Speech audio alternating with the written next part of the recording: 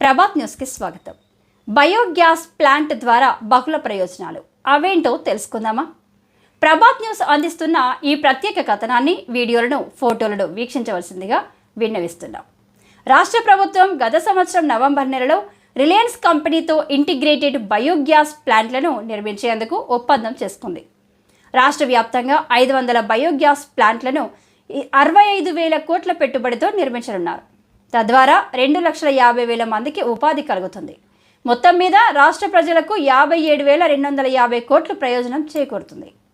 Biogas ఉత్పత్తికి అవసరమయ్యే భూములకు ఒక్కొక్క ఎకరాకు 15 లక్షల దాకా ఇచ్చేందుకు రిలయన్స్ కంపెనీ సిద్ధమవుతున్నట్లు తెలుస్తుంది. బయోగ్యాస్ను ఎలా తయారు చేస్తారు? ప్రతి ఒక్కరూ తెలుసుకోవాలన్న ఉత్సాహంతో వేస్తున్న ప్రశ్న. వ్యవసాయ వ్యర్థాలు, మున్సిపల్ వ్యర్థాలు, మొక్కల పదార్థాలు, మురుగునీరు, ఆకుపచ్చ వ్యర్థాలు, ఆహార వ్యర్థాలు, సేంద్రియ వ్యర్థాలు, సహజంగా ఉత్పత్తి అయ్యే ఒక రకమైన జీవ ఇంధనాలతో బయోగ్యాస్ని తయారు చేస్తారు. 1000 కిలోల బయోగ్యాస్ 15 లక్షల వరకు ధర పలుకుతుందని ఒక అంచనా. కిలో బయోగ్యాస్ను తయారు చేసేందుకు 71 రూపాయలు ఖర్చు అవుతుంది అనేది ఒక అంచనా. రాష్ట్రంలోనే కనిగిరి నియోజకవర్గంలోని పీసీపల్లి మండలం దివాకరపల్లి గ్రామంలో మొట్టమొదటి ఇంటిగ్రేటెడ్ బయోగ్యాస్ ప్లాంట్కు శ్రీకారం చుట్టనుంది. ఇప్పటికే పనులు చాలా వేగంగా జరుగుతున్నాయి. స్థానిక శాసనసభ్యులు ముక్కు ఉగ్ర నరసింహారెడ్డి ఆధ్వర్యంలో రిలయన్స్ ఉద్యోగులు, ప్రకాశం జిల్లా యంత్రాంగం శంకుస్థాపన చేసేందుకు యుద్ధ ప్రాతిపదికన సన్నాహాలు చేస్తున్నారు. ఏప్రిల్ 2వ తేదీన రాష్ట్ర విద్యాశాఖ, ఐటీ శాఖ మంత్రి నారా లోకేష్ బాబు ఈ ప్లాంట్కు శంకుస్థాపన చేయనున్నారు. ఈ సందర్భంగా ఈ ప్లాంట్ వలన ఈ ప్రాంత ప్రజలకు కలిగే ప్రయోజనాలు ఏమిటి అనే అంశాన్ని ప్రభాత్ న్యూస్ మీకు అందిస్తుంది. నిత్యం కరువు కాటకాలతో, తీవ్రమైన ఎండలు, ఎదురుగాలులతో ఈ ప్రాంత ప్రజలు సతమతమవుతున్నారు. ప్రజలకు సాగునీరు, త్రాగునీరు జీవన మరణ సమస్యగా ఉంది. నిత్యం అత్యల్ప వర్షపాతం నమోదు అవుతోంది.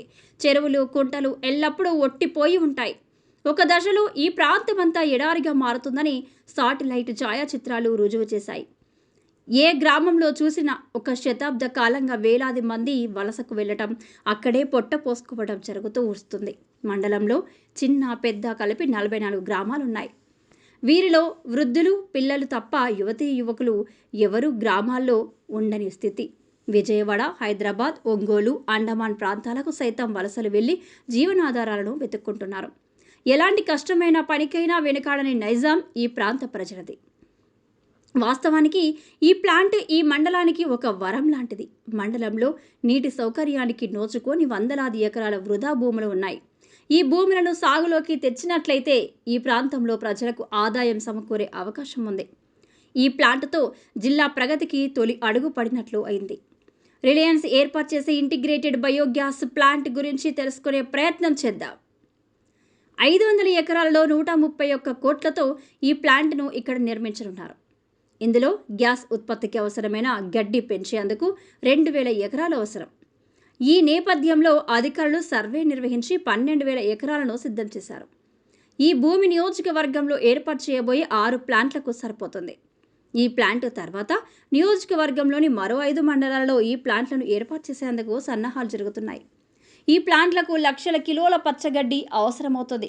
ఇందుకు అవసరమైన గడ్డిని పెంచేందుకు రిలయన్స్ కంపెనీ రైతుల వద్ద నుంచి భూమిని లీజుకు తీసుకొని గడ్డి పెంచనుంది.